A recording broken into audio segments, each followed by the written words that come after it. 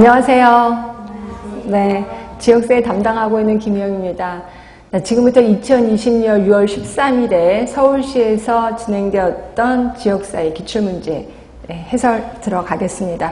한마디로 문제 보시면서 뭘 느끼셨어요? 엄청 쉽다 생각하시면 돼. 자, 이게 이제 예전이랑 좀 달랐던 것 중에 하나가 두 가지 점을 발견할 수가 있는데요. 하나는 기존에 한동안 한 몇 년간 한 5년 동안 안 나왔던 학교보건이 나왔다는 거예요. 학교보건의 문제가 6년 만인가요? 처음으로 출연했다는 거죠. 근데 이거 아주 쉬운 문제가 나왔었고요. 학교장애 직무가 나왔습니다.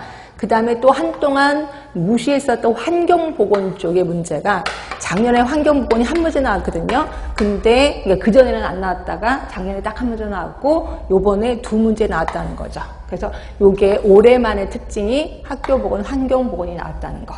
그다음에 또 하나의 특징은 뭐냐면 예전에 18대 2의 법칙이 있었어요. 18개는 무지무지 쉬운 거, 2개는 엉뚱한 문제 이런 게 있었는데 이번에는 이 법칙이 통하지 않았었죠. 그래서 다 쉬운 문제만 나왔었다. 그래서 걱정되는 게 하나라도 실수로 틀렸다. 하나라도 잘못 생각해서 답을 달았다. 라고 하면 포기를 해야 된다. 다 내년을 생각해야 된다. 그러니까 여기는 실수가 용납이 될 수 없는 문제들로 이루어져 있다. 생각하시면 될 것 같고요. 그 다음에 또 하나는 거기서 또 보시면은 그냥 바로 문제로 들어가도록 하겠습니다. 보시면 그것도 한번 얘기를 하긴 해야 되겠다.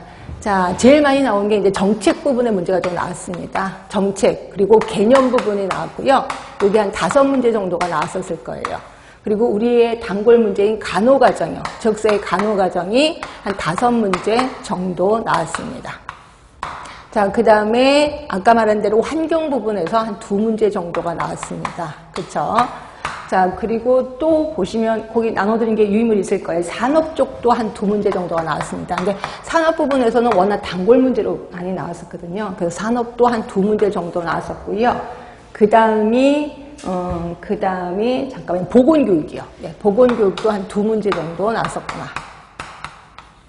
그 다음에는 다 한 문제씩 나왔습니다. 그래서 대부분 보면 우리가 좀 아쉬웠던 게 뭐냐면 간호이론이 예전에 단골 문제로 한 문제씩은 꼭 나왔거든요. 근데 간호이론 부분이 전혀 안 나왔다는 것. 이게 있었고요. 그 다음에 제가 이번에는 코로나19 때문에 계산하는 게 나올 거다. 그래서 뭐 기초감염 재생산수 막 이런 거를 엄청 많이 연습했던 기억이 나는데 그 문제는 하나도 안 나왔습니다. 안타깝게도. 그래서 이 문제가 나와야 좀 풀어볼 만 했었는데 그래서 결국 난이도는 전혀 없었다. 되게 쉬웠다. 라고 아까 얘기한 것 좀 다시 한번 반복을 합니다. 자, 그러면 바로 들어가도록 하겠습니다.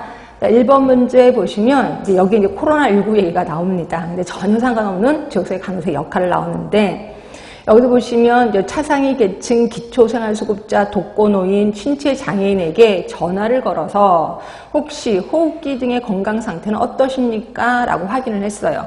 그러면 이게 지역사회 간호사의 무슨 역할이냐 이거죠. 일단 상담자는 아니지.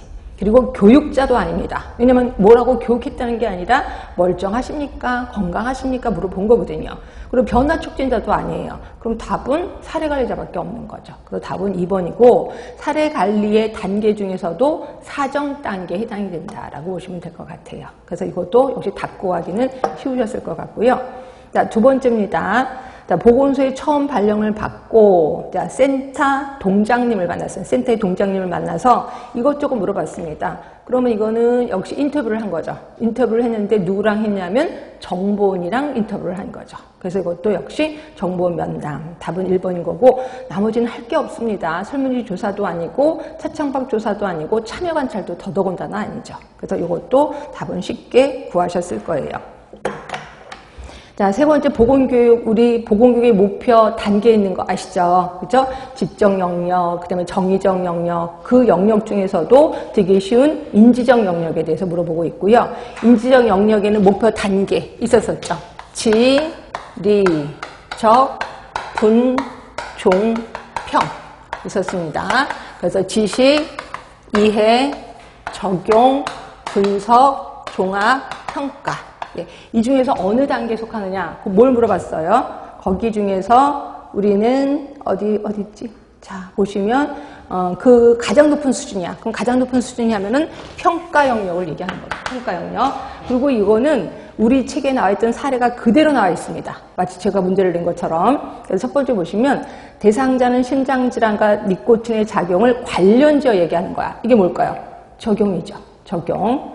그러면 두 번째는 대상자들은 자신들이 계획한 금융계획을 실천 가능성에 따라 평가한다. 아주 대놓고 나왔습니다. 평가. 가장 높은 단계죠. 그치? 그래서 답은 2번인 거고 3번을 보시면 대상자들은 흡연으로 인한 증상과 자신에게서 나타난 증상을 비교한다. 제가 수업 시간에 이거 뭐라 그랬어요? 비교, 분석한다 이렇게 표현했었을 거예요. 그렇죠?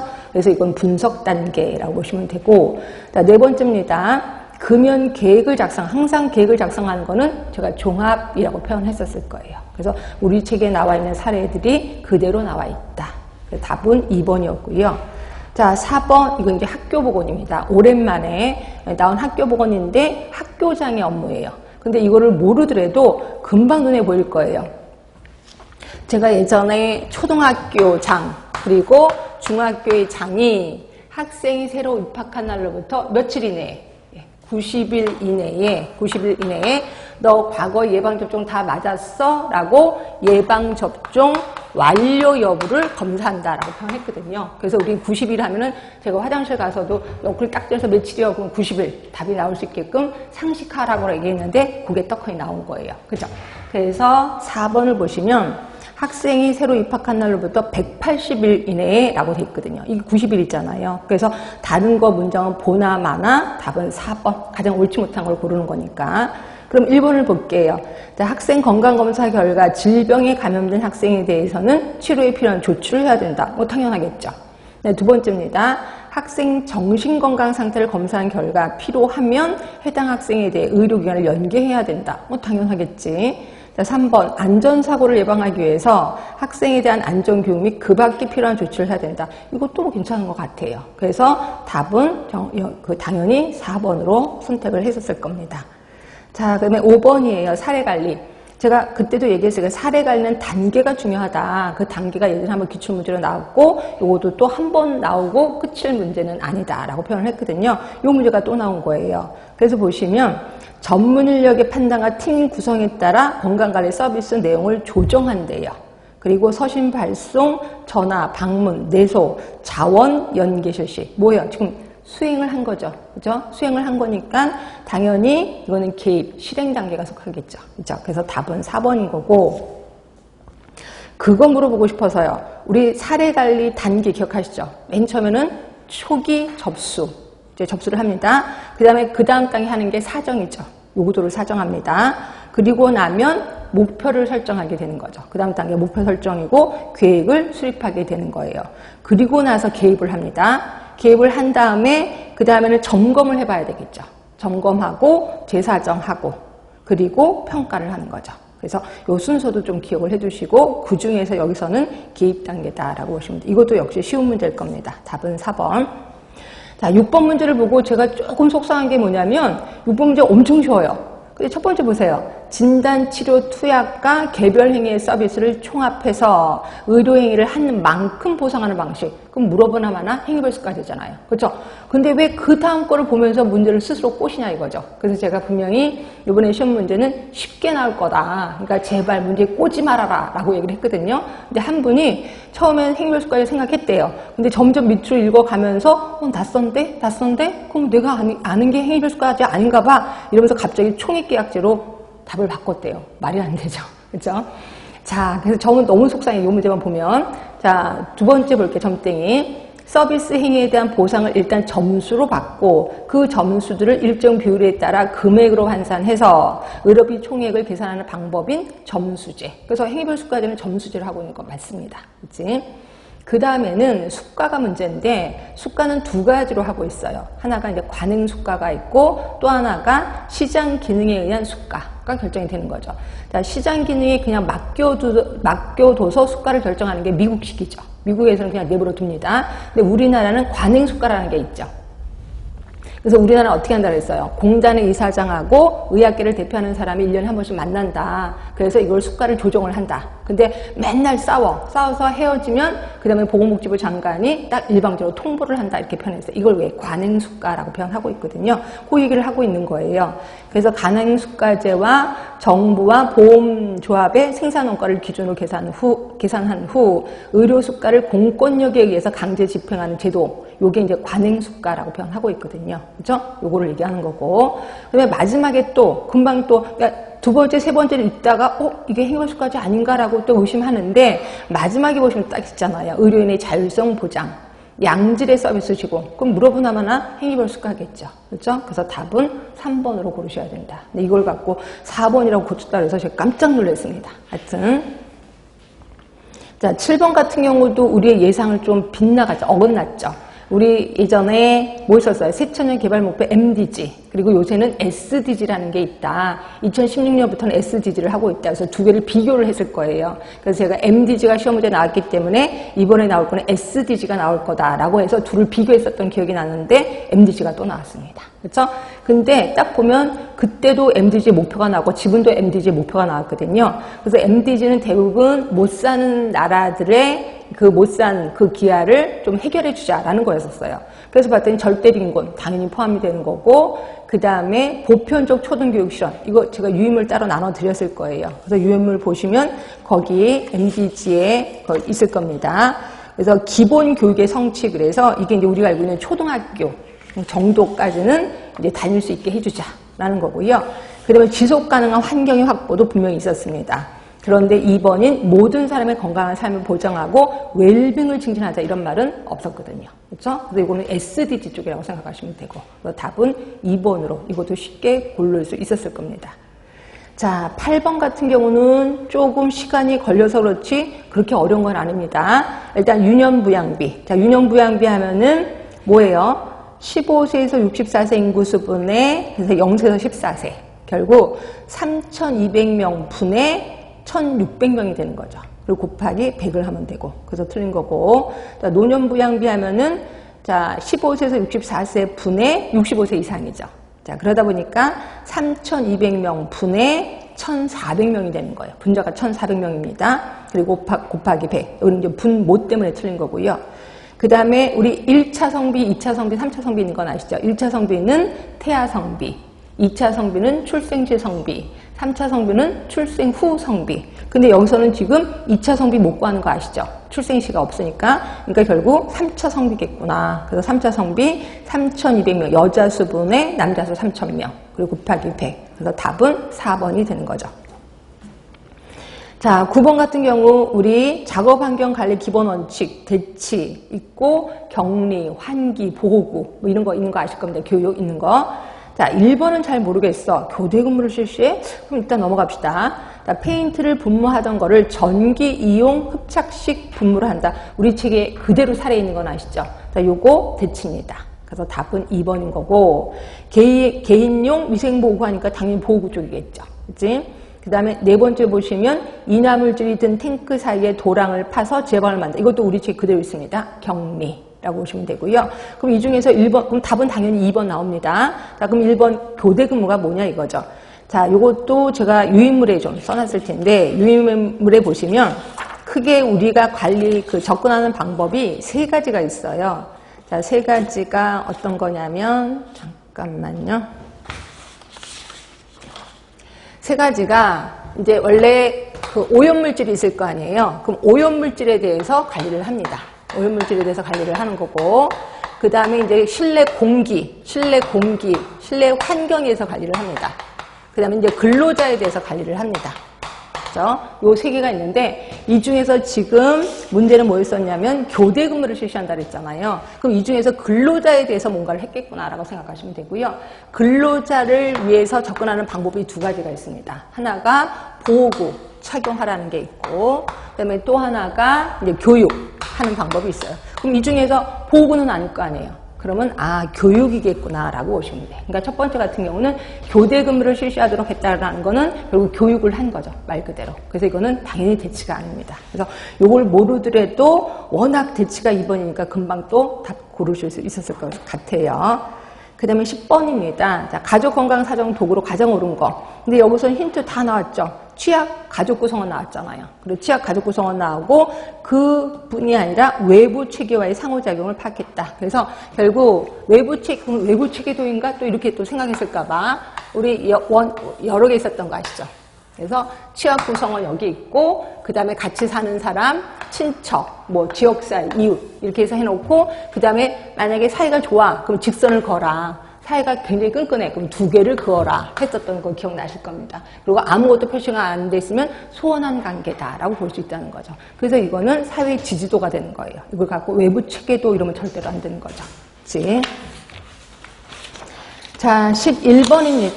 자, 환경 이게 그 국제회의 중에서도 제가 국제회의 그 과정도 다 외우긴 그렇고 그래서 제가 꼭 중요시 여긴 게 오존층 보호 이거 기억하고 지구온난화에 대해서는 이거 시험 문제에 나올 법하다. 게다가 제일 마지막 회의잖아요. 파리협약. 이거하고 우리 뭐하고 비교했는지 혹시 기억나세요? 일본 도쿄의정서하고 항상 구분을 했잖아요. 예, 그러면서 도쿄의정서는 CO2 가스를 자꾸 줄이자 뭐 이렇게 얘기했었지만 파리협약서부터는 아예 목표가 바뀌었다. 그래서 지구의 온도를 2도 최소한 1.5도까지는 제약하자 뭐 이런 것도 얘기를 했고 또 기억나는 게 뭐예요? 탄소 중립 이것도 기억나실 겁니다. 탄소 중립, 탄소를 제로로 만들자 이런 식으로 목표가 바뀌었다라고 표현했었거든요. 예, 그래서 이거는 보시면 지구 평균 상승폭 또 2015년을 모른다 하더라도 평균 온도 상승폭을 2도 이상 상승하지 않도록 합의하는 거. 이게 가장 큰 목표였거든요. 그래서 답은 파리협약. 이것도 금방 답이 나왔을 것 같아요. 자, 12번입니다. 12번 보시면 여기 힌트는 41도, 43도까지 올라갔다는 거. 온도가, 체온이. 그리고 피부가 건조했다는 거. 땀을 하나도 못 흘렸다. 그럼 힌트 다 나올 만큼 나왔습니다. 뭐예요? 열사병이죠. 그렇죠? 열사병은 뇌의 온도가 높아져서 발생되는 거다라고도 표현했고요. 거기 나오지요? 네 번째 줄에 내 뇌의 온도가 상승해서 발생했다라고 해서 이것도 힌트가 다 나올 만큼 나왔습니다. 답은 3번. 자, 13번에 보시면 항상 지역사회 간호 관련된 역사 부분은 꼭 시험 문제 나온다고 얘기를 했고요. 이 중에서 보시면 제일 처음 이거는 대부분 재정, 개정 이런 얘기가 나와. 그러니까 제정된 연도는 제가 꼭 외우시라고 얘기를 했고요. 그 중에 하나가 산업안전보건법. 산업안전보건법은 언제 제정이 됐냐면 1981년에 제정이 됐습니다. 81년에. 그리고 노인장애요양보험법은 2007년에 제정이 됐죠. 그리고 2008년부터 시행이 됐고요. 여기는 제정 연도를 물어보니까 2007년도. 그 다음에 국민건강증진법이 만들어진 게 95년이죠. 이때 지역보건법도 이름이 바뀌어서 만들어졌다라고도 얘기를 했고요. 그 다음에 우리 전문간호사가 두 번 바뀌었죠. 2003년, 2006년 두 번 개정이 돼서 지금의 13개 분야로 확대가 됐다라고 표현했거든요. 그러니까 2003년 아니면 2006년입니다. 근데 13개라고 했으니까 2006년이겠죠. 2006년. 그래서 답은 2번이 되는 거예요. 제일 먼저가 가고, 다, 라, 그 다음에 나. 이렇게 되는 거죠. 그래서 이것도 그렇게 어렵진 않았을 겁니다. 자, 14번에 보시면 목표를 설정할 때 우리 두 가지 원칙 기억하시죠? 그래서 관실, 관측 있었었고 또 하나가 스마트 원칙 있었었잖아요. 이것도 단골 문제 중에 하나인데 이 중에서 관실, 관측 2번, 3번, 4번 다 나왔습니다. 그 다음에 스마트 원칙의 S가 뭐예요? 추상성이 아니라 구체적이어야 된다라고 얘기했었었죠. 근데 추상성이라고 했으니까 당연히 답은 1번이라고 보시면 되고요. 자, 스와트 분석 엄청 우리 연습 많이 했잖아요. 그렇지? 자, 스와트 분석의 SO 전략. 자, 이거 되게 상태 좋은 거죠. 왜냐면 우리 조직의 장점도 있고 또 기회도 왔단 말이에요. 자, 이럴 때는 어떻게 해야 돼? 공격적 전략 들어가야 되겠죠. 그 다음에 WO 전략이요. 자, 우리 조직의 약점은 있지만 기회는 왔다는 거죠. 그러면 어때요? 국면 전환 전략 들어가야 되겠죠. 국면 전환 전략. 그 다음에 ST. 자, ST는 우리 조직에 장점 있고 위협이 왔단 말이에요. 그렇죠? 그럴 때는 우리 조직의 장점을 이용해야 되겠죠. 그러니까 이거는 다각화 전략이 들어가야 되는 거고요. 다각화 전략. 상태가 가장 안 좋은 게 WT. 그렇죠? 약점도 있고 위협도 왔어요. 그럼 목숨만 살아야 됩니다. 그래서 방어적 전략 들어가야 되겠죠. 그래서 답은 4번.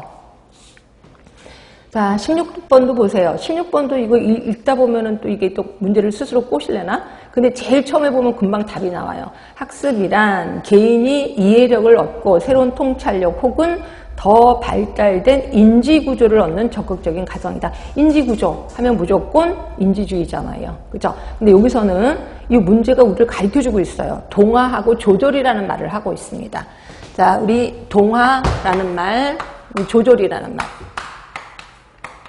자, 제가 이미 인지구조를 갖고 있습니다. 인지구조를 갖고 있고, 인지구조에 조금 업그레이드 된 내용을 제가 가르쳐 줬어. 그럼 이거를 그대로 흡수를 할 겁니다. 이거 우리 동화라고 합니다. 아, 내가 알고 있는 것보다 조금 업그레이드 된 지식을 왔어. 아, 내가 알고 있는 것보다 조금 업그레이드 된 거구나. 라서 그대로 받아들여. 이게 동화.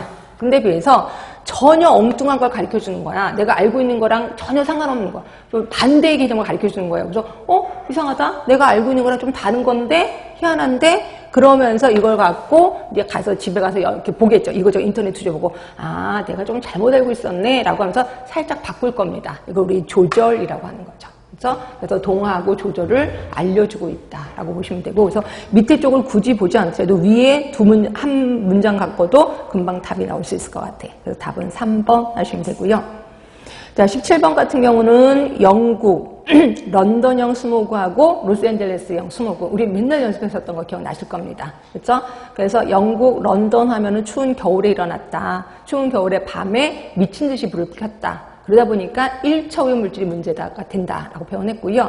그런데 비해서 LA형 하면은 대낮에 일어난 사건이고 2차 오염물질은 오전에 의한 거다라고 표현했고요. 그럼 1차 오염물 중에 대표적인 애는 SO2.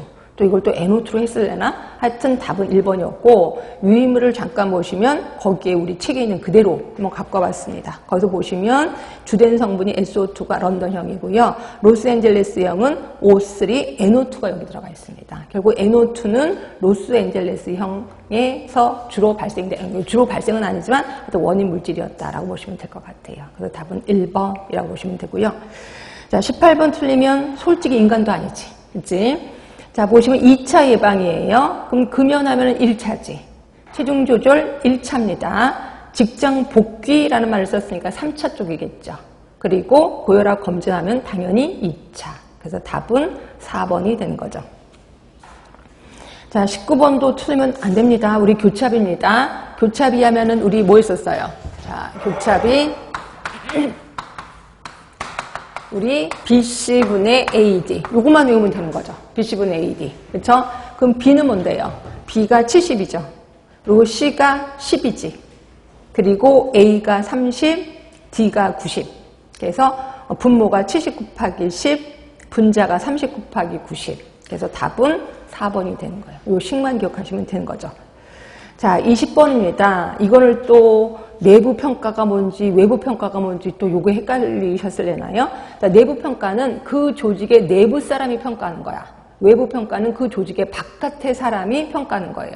자, 이러다 보니까 내부 평가는 평가 결과가 신뢰성에 문제가 될 수 있죠. 왜냐면 안에 있는 사람이 평가한 거니까 좀 잘 줬을 거 아니에요. 그래서 신뢰성에 문제가 될 거 맞고요. 그래서 답은 1번인 거고, 자, 외부 평가는 외부 사람이 평가하는 거야. 그러다 보니까 그 조직의 특성을 모를 수도 있잖아요. 근데 보시면 보건사업의 고유한 특수성을 잘 반영해서 평가한대. 이게 뭘까요? 내부 평가겠지 뭐. 내부인이 평가할 때는 고유한 특수성을 잘 반영을 하겠죠. 그런데 그래서 3번입니다. 수량화된 자료를 이용한 통계적 분석을 주로 한대. 수량화된 자료니까 당연히 양적인 평가죠. 질적인 평가가 아니라. 그 다음에 4번을 보시면 평가 기준의 신뢰성과 객관성을 보장하기 어렵대. 그럼 뭐예요? 신뢰성과 객관성을 보장받기 쉬운 거는 양적 평가죠. 그런데 이건 어렵다고 했으니까 이거는 질적 평가를 얘기하는구나 라고 보시면 될 것 같아요. 그래서 이것도 답은 1번이라고 보시면 되고요. 어때요? 쭉 훑어보니까 되게 쉽죠? 그래서 이번에는 정말 실수라고 하나라도 틀렸으면 그냥 마음을 접어야 된다라고 생각하시면 될 것 같고요. 자, 내년에는 이렇게 쉽게 안 나올 겁니다. 왜냐면 이렇게 쉽게 나오면 그 다음에 꼭 어렵게 나오긴 하더라고요. 하여튼 그동안 고생 많이 하셨습니다. 이걸로 끝내도록 하겠습니다.